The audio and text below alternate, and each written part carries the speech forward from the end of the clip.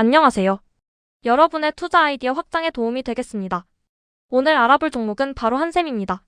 한샘은 원가 절감과 샘페스타라는 특별한 전략을 통해 실적 개선을 이뤄내고 있으며 리하우스 사업의 성장, B2B 구조 조정, 그리고 전체 밸류체인에 대한 심층 분석을 통해 투자 기회를 모색해보고자 합니다.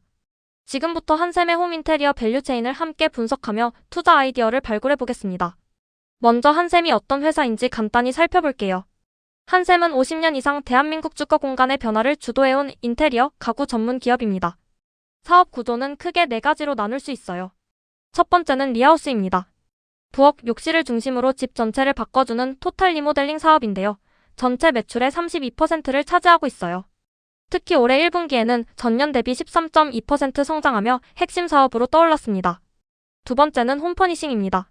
가구 생활용품을 온오프라인으로 판매하는 사업이며 매출 비중은 34%로 가장 큽니다. 세 번째는 B2B인데요. 건설사나 시행사의 부엌, 수납, 건자재를 납품하는 특판 사업입니다. 매출의 18%를 담당하고 있어요. 그리고 마지막 네 번째는 기타로 시공, 수입가구 유통, 해외 법인 등이 포함됩니다. 핵심은 이것입니다.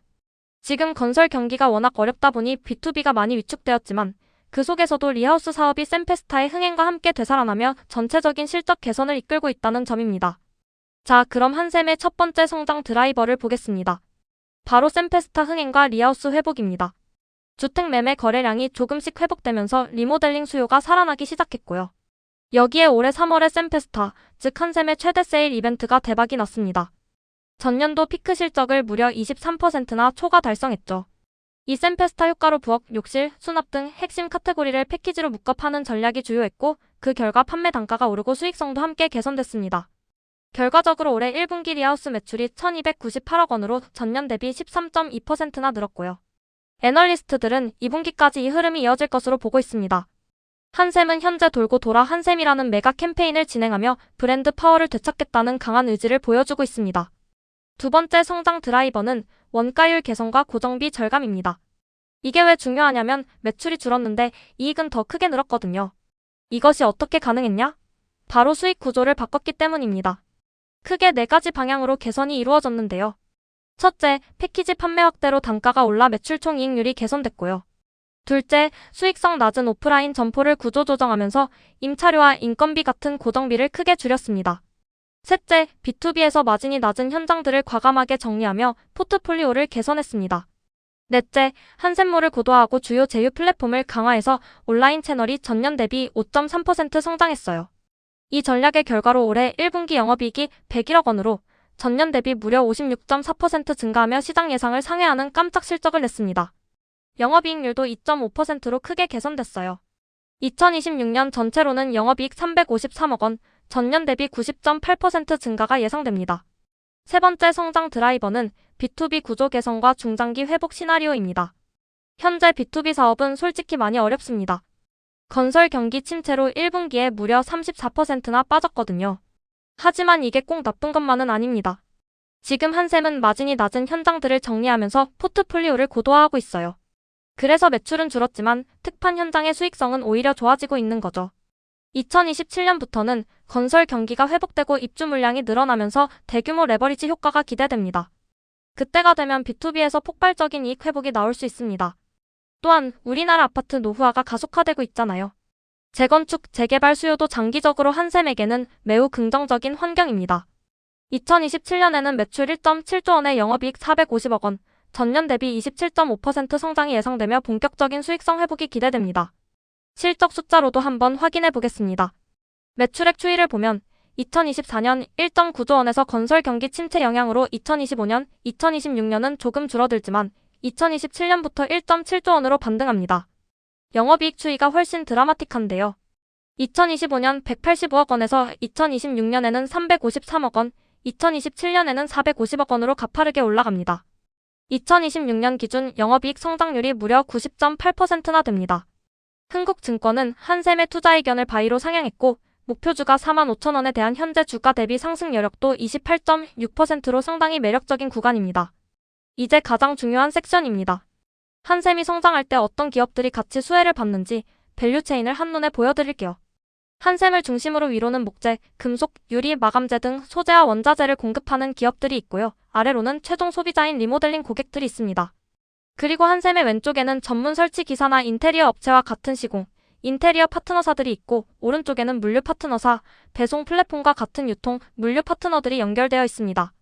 이 공급망 전체가 한샘이 성장할 때 함께 성장하는 구조입니다. 밸류체인 첫 번째 소재, 부품, 그리고 리모델링 생태계 수혜 기업들을 보겠습니다.